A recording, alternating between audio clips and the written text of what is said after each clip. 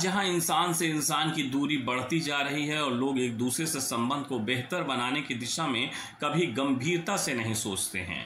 यही कारण है कि लगातार परिवार और समाज में टूट की भावना देखने को मिल रही है।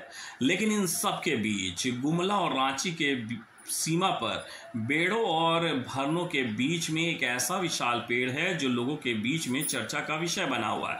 दरअसल इस पेड़ को जब आप ध्यान से देखेंगे तो इस पेड़ में 3 तरह से टहनियाँ दिखाई देंगी। आपको एक तो पीपल का पत्ता दिखाई देगा, दूसरा आपको बरगद का और तीसरा आपको बाकर का पत्ता दिखाई देगा। ये तीनों का संयोग है या फिर तीनों की डालियां एक दूसरे से पूरी तरह से इस तरह सटी हुई हैं जिससे दूर से देखने से पता चलता है कि ये एक ही पेड़ है।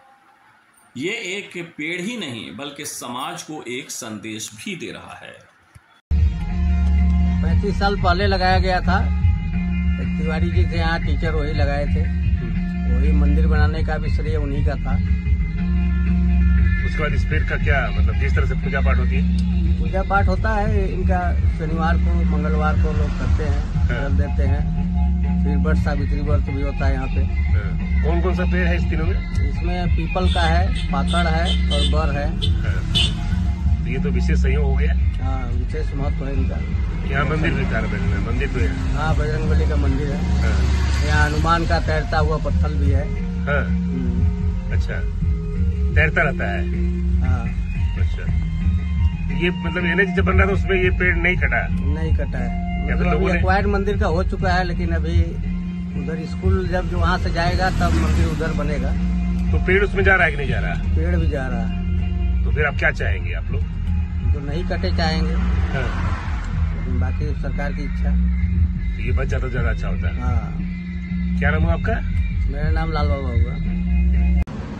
आमतौर पर हमारा प्रयास ये होता है कि हम खबरों से तो आपको अवगत कराए ही कराए, लेकिन साथ ही साथ प्रकृति में कुछ अद्भुत चीजें होती है उसको भी आपको घर बैठे उस दृश्य को दिखा सके, उससे अवगत करा सके, ये भी हमारा प्रयास होता है। अभी हम मौजूद है रांची गुमला मुख्य मार्ग पर। ये नया सड़क का निर्माण हुआ है और अभी हम मौजूद है भरनों और बेड़ों के बीच में, जहाँ पर यह बेड़ो जो स्कूल है, जो ट्राइबल स्कूल है, वहाँ पर हम मौजूद हैं। और उसके जस्ट सामने में रोड के किनारे में आप देख सकते हैं कि यहाँ पर पेड़ है और इस पेड़ के टहनियों को अगर विशेष रूप से आप ध्यान देंगे तो इनके पत्तों को देखकर आपको समझ में आ जाएगा कि एक समानांतर पौधे नहीं है, एक समानांतर पेड़ का पत्ता नहीं है, बल्कि यहाँ पर 3 तरह के आपको पत्ते देखने को मिल जाएंगे।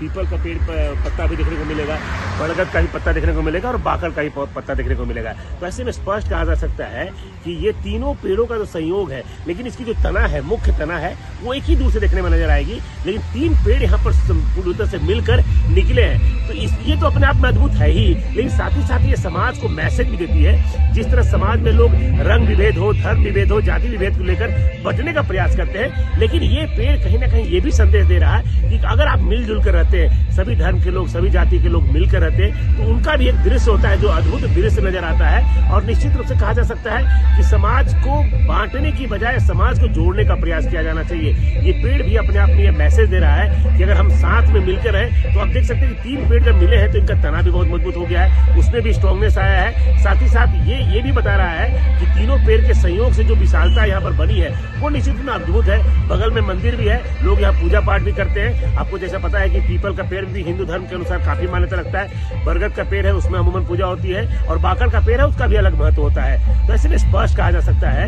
कि ये पेड़ केवल 3 पेड़ का संयोग नहीं है, 3 पेड़ का सामंजस्य नहीं है, बल्कि समाज को एक मैसेज देता हुआ भी तस्वीर है जो निश्चित रूप से समाज के लोगों को बहुत कुछ सिखाता भी है। और यहाँ पर मौजूद लोगों से जब हमने बात किया तो उन्होंने बताया लगभग 35-40 साल पहले किसी शिक्षक ने इस पेड़ को लगाया था और उनके द्वारा किया गया प्रयोग आज पूरी तरह से विशाल बन चुका है और समाज को कहीं ना कहीं जोड़ने का, एक साथ रहने का एक मैसेज देता भी नजर आ रहा है। सुशील कुमार सिंह, गुमला।